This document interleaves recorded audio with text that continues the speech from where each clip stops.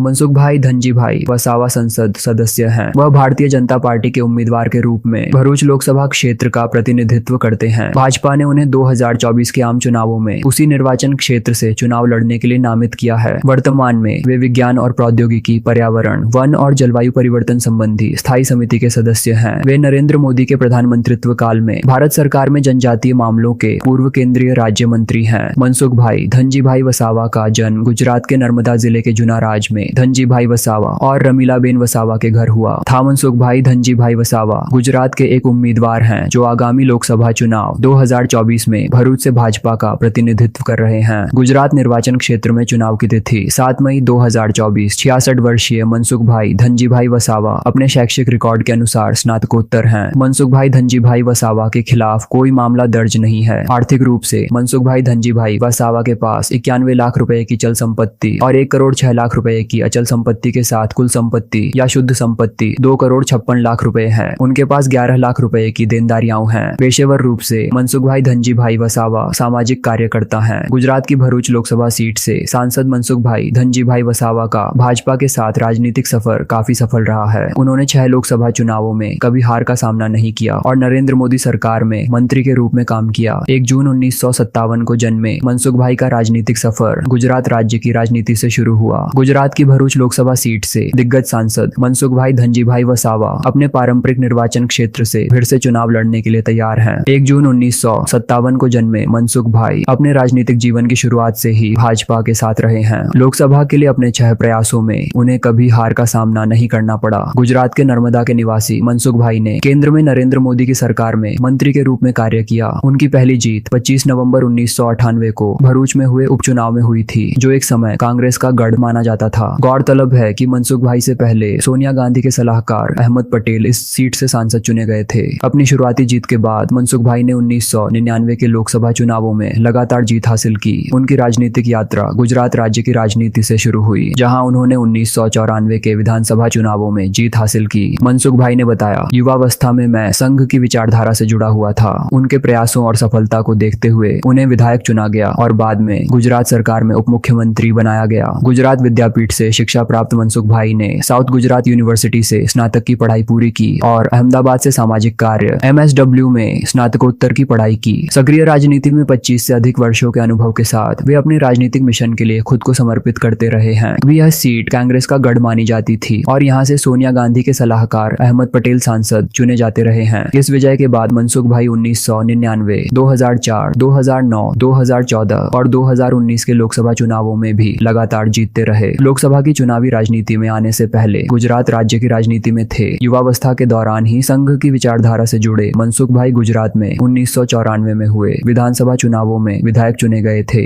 इस विजय के बाद वह उन्हें गुजरात सरकार में उप मुख्यमंत्री बनाया गया था। उनकी शिक्षा दीक्षा गुजरात विद्यापीठ से हुई। इसके बाद उन्होंने दक्षिण गुजरात यूनिवर्सिटी से ग्रेजुएशन और अहमदाबाद से सोशल वर्क MSW में पोस्ट ग्रेजुएशन किया। अब वह करीब 25 साल से भी अधिक समय से विशुद्ध रूप से राजनीति कर रहे हैं। गुजरात की भरूच लोकसभा सीट से भाजपा सांसद रहे मनसुख भाई धनजी भाई वसावा ने पार्टी से इस्तीफा दे दिया है। इस संबंध में उन्होंने गुजरात भाजपा के अध्यक्ष CR पाटिल को मंगलवार को पत्र लिखा है। इसमें यह भी लिखा है कि वे जल्द ही संसद की सदस्यता से भी इस्तीफा दे देंगे। उन्होंने इस साल मई से लेकर दिसंबर तक PM और CM को 5 शिकायती पत्र लिखे थे। इसके बाद ही वे विवादों में आए। 3 दिसंबर 2020 को गुजरात के CM विजय रूपाणी को लिखे पत्र में उन्होंने कहा था कि राज्य की आदिवासी लड़कियों को लव जिहाद का शिकार बनाकर उनका शारीरिक शोषण कर उन्हें बेचा जा रहा है। उन्होंने यह भी दावा किया था उनकी ओर से उठाए गए इस मुद्दे पर उन्हें आदिवासी इलाकों के लोगों का भरपूर समर्थन मिल रहा है। 20 दिसंबर 2020 को PM नरेंद्र मोदी को भेजे पत्र में लिखा कि भारत के राजपत्र के माध्यम से नर्मदा जिला के 121 गांवों को इको सेंसिटिव जोन में शामिल किया गया है। जोन घोषित होते ही सरकारी लोगों का किसानों की जमीनों पर दखल बढ़ गया है। इन गांवों के रहवासियों को जानकारी दी बगैर और उन्हें विश्वास में लिए बगैर इको सेंसिटिव जोन में रख दिया गया। इसे लेकर लोगों में काफी गुस्सा है। केंद्र और राज्य सरकारों की ओर से आदिवासी समाज की बहुत उपेक्षा की जा रही है। भाजपा सांसद मनसुख वसावा ने एक बार फिर गुजरात के मुख्यमंत्री को पत्र लिखकर आरोप लगाया है कि सरकारी अधिकारी कोरोना में बड़े पैमाने पर भ्रष्टाचार कर रहे हैं। रूपाणी ने सरकार पर निशाना साधा। उच्च स्तरीय जांच की मांग से भाजपा हिल गई। गांधीनगर में सत्याग्रह शिविर में आदिवासी समुदाय द्वारा आंदोलन किया जा रहा है। आदिवासी आंदोलनकारियों को समर्थन देने भाजपा सांसद मनसुख वसावा पहुंचे। मनसुख वसावा ने कहा था कि अधिकारी विश्वास नहीं करते करते और गुजरात में केवल अधिकारी ही राज। मंगलवार को भाजपा के भरूच सांसद मनसुख वसावा ने पार्टी से इस्तीफा दे दिया। भाजपा के प्रदेश अध्यक्ष CR पाटिल को लिखे पत्र में वसावा ने कहा कि वह संसद के बजट सत्र के दौरान लोकसभा से इस्तीफा दे देंगे। बताया जा रहा है कि वसावा का इस्तीफा प्रधानमंत्री नरेंद्र मोदी को पत्र लिखने के कुछ दिन बाद आया है, जिसमें उन्होंने नर्मदा जिले के 121 गांवों को पर्यावरण संवेदनशील क्षेत्र घोषित करने वाली पर्यावरण एवं वन मंत्रालय की अधिसूचना को वापस लेने की मांग की थी। भरूच गुजरात की 26 लोकसभा सीटों में से एक है। गुजरात एक समय गुजरात का गढ़ था। कांग्रेस अध्यक्ष सोनिया गांधी के राजनीतिक सलाहकार अहमद पटेल ने कहा कि यह एक राजनीतिक मुद्दा है। 1951 से यहाँ कांग्रेस का दबदबा रहा है, लेकिन 1989 में भारतीय जनता पार्टी ने पहली बार जीत दर्ज कर इसे ध्वस्त कर दिया था। भाजपा यहाँ कोई चुनाव नहीं हारी है। सीट बंटवारे के समझौते के तहत कांग्रेस ने यह सीट आम आदमी पार्टी को दे दी है। 5 बार से विजेता भाजपा उम्मीदवार मनसुख भाई धनजी भाई वसावा का मुकाबला जेल में बंद आप उम्मीदवार चैतर वसावा से है। वह 2022 के विधानसभा चुनाव में जीतने वाले 5 आप नेताओं में से एक हैं। गुजरात नोबेंटोचे वरिष्ठ आदिवासी नेता और 6 बार के सांसद मनसुख भाई धनजी भाई वसावा भरूच निर्वाचन क्षेत्र से लोकसभा चुनाव लड़ेंगे। कभी कांग्रेस अध्यक्ष सोनिया गांधी के राजनीतिक सलाहकार अहमद पटेल का गढ़ रहे भरूच लोकसभा क्षेत्र से भारतीय जनता पार्टी के वरिष्ठ नेता मनसुख वसावा ने 2019 के आम विधानसभा चुनाव में कांग्रेस के शेरखान अब्दुल साकुर पठान को हराकर जीत हासिल की। एक बार फिर से उन्हें नामित करने के लिए केंद्रीय नेतृत्व के प्रति आभार व्यक्त करते हुए मनसुख वसावा ने कहा, मैं 7वें कार्यकाल के लिए मेरा नाम प्रस्तावित करने के लिए केंद्र और राज्य नेतृत्व का आभारी हूँ। मैं पार्टी लाइन के भीतर काम करूंगा और कोशिश करूंगा कि राज्य और केंद्र सरकार द्वारा शुरू की गई सभी योजनाएं लोगों तक पहुंचे। भाजपा नेता मनसुख भाई वसावा ने कहा, हमने अपने निर्वाचन क्षेत्र के लिए जनता के कल्याण के लिए बहुत काम किया है और आगे भी करते रहेंगे। आगामी लोकसभा चुनाव में भाजपा की जीत पर भरोसा जताते हुए वसावा ने कहा, मैं पूरे विश्वास के साथ कह सकता हूँ कि हम आगामी चुनाव में निश्चित रूप से जीत हासिल करेंगे और 5 लाख से अधिक वोटों से जीतेंगे। भाजपा ने आगामी लोकसभा चुनाव के लिए गुजरात से 15 उम्मीदवारों की सूची की घोषणा की। गुजरात में कुल 26 लोकसभा सीटें हैं। सूची में केंद्रीय मंत्री अमित शाह शामिल हैं, जो फिर से गांधीनगर से चुनाव लड़ेंगे, जबकि स्वास्थ्य मंत्री मनसुख मंडाविया पहली बार पोरबंदर निर्वाचन क्षेत्र से चुनाव लड़ने वाले हैं। लोकसभा अध्यक्ष ओम बिरला राजस्थान के कोटा से फिर से चुनाव लड़ेंगे। अनुसूचित जाति के उम्मीदवारों के लिए आरक्षित कच्छ सीट पर विनोद चावड़ा, पाटन सीट पर भरत सिंह डाबी, गांधीनगर सीट पर अमित भाई शाह, जामनगर सीट पर पूनम बेन मदाम, आनंद सीट पर मितेश भाई पटेल, खेड़ा सीट पर देवू सिंह चौहान, बारडोली सीट पर प्रभु भाई वसावा और नवसारी सीट पर CR पाटिल फिर से मैदान में है। दिनेश मकवाना कर्णावती शहर इकाई के भाजपा प्रवक्ता और AMC के पूर्व उप महापौर अहमदाबाद पश्चिम सीट के लिए नए चेहरे हैं, जो अनुसूचित जाति के उम्मीदवारों के लिए आरक्षित है। गुजरात में जिन सीटों के लिए उम्मीदवारों की घोषणा होनी बाकी है वे हैं साबरकांठा, महसाणा, अहमदाबाद पूर्व, वडोदरा, छोटा उदयपुर, सूरत, वलसाड़, भावनगर, अमरेली, जूनागढ़ और सुरेंद्रनगर। भारतीय जनता पार्टी ने शनिवार को आगामी लोकसभा चुनावों के लिए अपने उम्मीदवारों की पहली सूची जारी की। उम्मीदवारों की पहली सूची में केंद्र और राज्य दोनों स्तरों के 34 मंत्रियों के साथ साथ लोकसभा अध्यक्ष ओम बिरला का नाम शामिल है। घोषित नामों में उत्तर प्रदेश की 51, पश्चिम बंगाल की 20 और दिल्ली की 5 सीटें शामिल हैं। भाजपा ने लखनऊ सीट से रक्षा मंत्री राजनाथ सिंह और अमेठी से केंद्रीय मंत्री स्मृति ईरानी को फिर से उम्मीदवार बनाया है। पार्टी ने आगामी लोकसभा चुनावों में उत्तर प्रदेश से अभिनेत्री राजनेता हेमा मालिनी, गृह राज्य मंत्री अजय मिश्रा टेनी, महेश शर्मा, SPS बघेल और साक्षी महाराज को भी मैदान में उतारा है। भाजपा से इस्तीफा देने के एक दिन बाद लोकसभा सदस्य और पूर्व केंद्रीय मंत्री मनसुख वसावा ने बुधवार को कहा कि उन्होंने पार्टी के वरिष्ठ नेताओं के साथ बातचीत के बाद पार्टी छोड़ने का विचार त्याग दिया है। गुजरात के आदिवासी बहुल भरूच से 6 बार सांसद रहे वसावा ने मंगलवार को कहा था कि वह केवल स्वास्थ्य समस्याओं के कारण भाजपा छोड़ रहे हैं और सरकार या पार्टी के साथ उनका कोई विवाद नहीं है। बुधवार सुबह गांधीनगर में गुजरात के मुख्यमंत्री विजय रूपाणी से मुलाकात के बाद पत्रकारों से बात करते हुए उन्होंने कहा,